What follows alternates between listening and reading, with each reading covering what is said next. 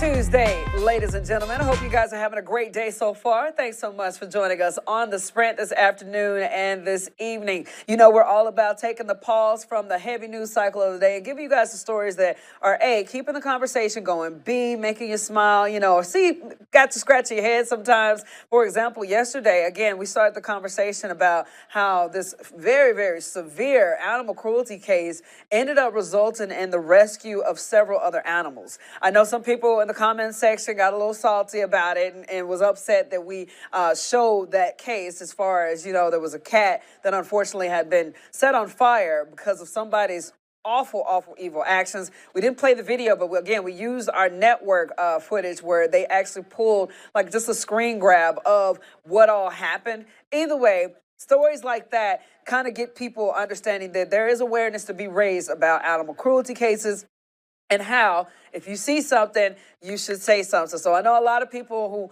are upset about that news story or has something to say or was just like, I'm not watching y'all no more because you guys had to play that. No, I mean, if that's whatever floats your boat, I'm going to say that. But more than anything, we understand that, like I said, this was our way of, again, providing educational purposes as far as trying to lay out, again, why it's important to, if you see something wrong happening, say something. No matter what the situation may be, no matter how small or big it may be, you could just save a life of any kind. Okay, so again, that was me addressing anybody who got a little funky in the comment section, a little upset yesterday, but it's okay. That's what we're all about. We're all about having that conversation and getting that back and forth engagement. Today, speaking in the animal care category, the pet category, we have one where man's best friend stepped in and did a rescue like no other. Shout out to them, man. I can't wait to get to the story because again, it should bring a smile to your face, and it shows that even animals themselves, when they see something wrong, they gonna say something. And speaking of animals, let's get to this, man. During its busiest time of year, a local wildlife center is working to raise money to help care for injured and orphaned wildlife. Any day during the spring, Southwest Virginia Wildlife Center can have up to 100 patients coming through their door. They have already seen 15 fox kids, dozens of possums and ducklings, and other baby birds of a variety of species and more. And then this Friday, they're planning to host their second annual Birdies for Birdies golf tournament at Hidden Valley Country Club to raise money. Yeah, so we are a nonprofit, and all the work we do relies on community support, whether that be directly through donations or coming out to the events like Birdies for Birdies. We have to do these events to make ends meet, and it's the community support that makes everything we do possible. Now, again, it's happening this Friday. We've got the details all on our website at WSLS.com. Again, this is such a cool story because, again, we got the chance to even see some of the patients that they're caring for. And they got like this woodpecker in there. You see him right there. He got like a little injured leg.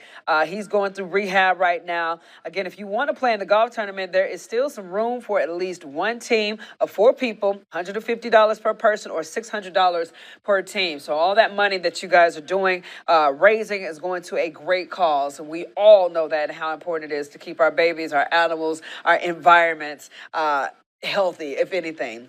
Moving on, speaking about environment and our atmosphere, let's get to meteorologist Chris Michaels with a look at our forecast. Hey guys, happy Tuesday. So far, the humidity's pretty low. It's going to stay the case heading into early tomorrow, so very pleasant weather. But the big story later this week is going to be the heat, looking at near record highs, 88 to 94 on Friday. Temperatures come down ever so slightly by Father's Day.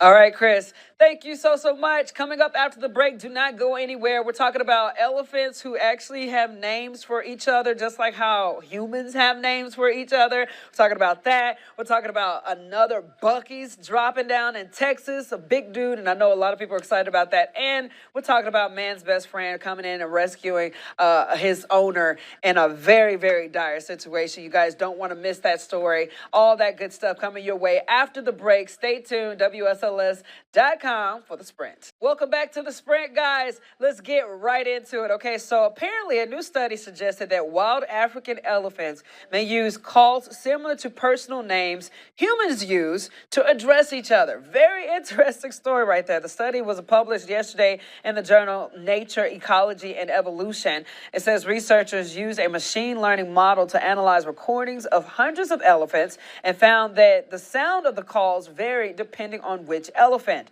The elephant also responded more strongly to calls that were directed at them. And then they discovered that the female elephants may use names more often with their calves or their babies, either to comfort their baby or to help it learn its name. So that's pretty interesting right there. Look, I tell you, he is very interesting when he created all of this good stuff that we call earth, animals, life, all that good stuff. We're connected in some form or fashion, whether it be instinctual or what. It's just, I think that's very interesting seeing how they basically react just like how we do, but just in an elephant form. Speaking of big, man, we got the biggest Buc-ee's coming your way. Check this out. It is in Texas. After Tennessee previously held the title, this is the biggest Buc-ee's in the country. Yesterday, Luling celebrated the grand opening of a 75,000 square foot travel center. And since the first travel center opened at the same location in 2003, Buc-ee's has turned into a place for people passing through to pick up their favorite items, including, of course, the famous beaver nuggets. I've actually have never had those before, but I have seen them. I know a lot of people they do pick them off the shelf quickly. The opening of the store also marks Buc-ee's 50th location across Texas and the South. The new travel center is expected to create at least 200 jobs. So yeah, shout out to Buc-ee's. You can never go wrong with Buc-ee's. Buc-ee's is by far, that's one thing that I do miss about Texas, or every time I drive back home, it brings me back to Texas, just seeing Buc-ee's. So anytime, if you are Texas proud or whatever, this is kind of one of those staples that you're just like, got to go to Buc-ee's. Buc-ee's is always coming in with the respect, and it's just such a good time. If you guys never been to a Buc-ee's, you should try to make that one of your stops wherever you're going, just to experience what it is in there. I know a lot of people just like, what is it about it? I can't even put my finger on it. It's just a one-stop shop for everything beaver related. All right, guys, let's get into this, man. Dogs are often called man's best friend, and this story would be a perfect example of it. Check this out. Happened over the week ago in Oregon. A dog ran 4 miles through the wilderness to get help after his master's truck went off the road and into a ravine. The dog made it back to their camp Monday morning. Local sheriff's office says that family members went looking for the man and found him, but couldn't get to him because the terrain was so difficult. Authorities were able to pull him out of the ravine, which was several hundred feet deep, using a rope system. He was airlifted to a hospital. No word on the man's condition, but the other 3 dogs who were with him are okay. Good news right there. The man had managed to get out of his truck and spent the night nearby until help arrived. So again, that just goes to show that dogs are our babies, man. Them jokers are smart. I know a lot of people underestimate them, but the fact that he went out his way to save his daddy. Go ahead with your bad self. Let's bring Jazzy Jazz in here. Jazz, is that not the cutest story? Like literally 4 miles to get help. That's something that's going to be in their memory forever.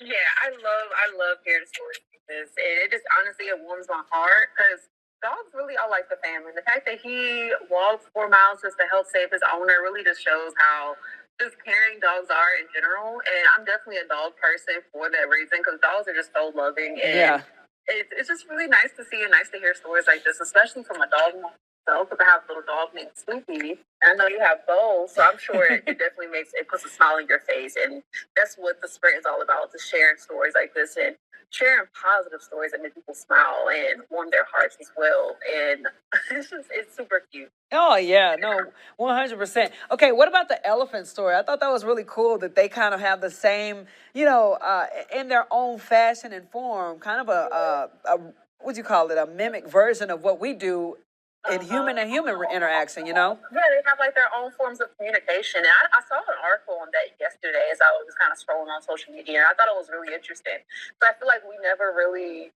considered that the animals have their own ways of communicating with one another and getting different points across as they navigate their own lives. But it's interesting to really put that into perspective, and it's not something that I would have thought about on my own. So I'm glad that it was an article just to bring more awareness to it. And it's just a lot of interesting facts about animals in general that I feel like a lot of people aren't aware of. So I think it's certainly really Hey, look at us. See, that little salty person that was upset at us about yesterday's story. We're talking all animals today, all good stuff. We're coming back, man. Either way, like I said, whether it was a story about yesterday or today, the whole purpose of this is just showcasing, again, we got to take care of our animals, our fur babies, our babies, period. You know, and again, like if you see something, say something, do it. Yeah, exactly. And I guess I love seeing stories like this, especially about the little dog, because I mean, he went to extreme lengths to make sure that his owner was nursed to safety and make sure that his owner was okay. And it just goes to show that they really do care about us and love us like we're their own, like we're family. And I know a lot of people, they see their pets as their family too, including myself. So it's always just, it's heartwarming. It just lifts my spirits, and I love seeing stories like this. And I'm sure you could agree. Yes, amen, Jazz. You got anything else, girlie? No, I do not. All right, well, have a great rest of your Tuesday. All right, bye. Bye. All right, guys. Yeah, I mean, it's all about sharing those kind of stories, those positive stories that have positive outcomes. You know, stories that may start off kind of rocky, but then end with knowing that, okay, good, something good came out of that, you know, or something beneficial, or whether it's awareness, whether it's attention was brought out of that circumstance or that situation. And today, again, we just happen to be all animaled out today, which I'm not mad at, all right? Anytime we can take a pause from the heavy, dramatic, crazy death and destruction, political drama of the day in our news cycle, and it can be about animals, I'm all about it. Again, that news is important to consume. I'm not saying that, but I know everybody can take a break, and that's what the Sprint is for. Thanks so much for joining us on this Tuesday. We'll be back here again tomorrow afternoon and tomorrow evening on WSLS.com for the Sprint.